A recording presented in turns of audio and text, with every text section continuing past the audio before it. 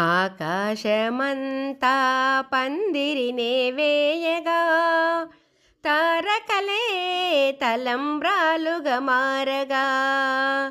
ఆకాశమంతా పందిరినే వేయగా తారకలే తలంబ్రాలుగా మారగా. దేవతలందరూ దివి దిగిరాగా కళ్యాణము చేసితిరి వారే స్వయముగా.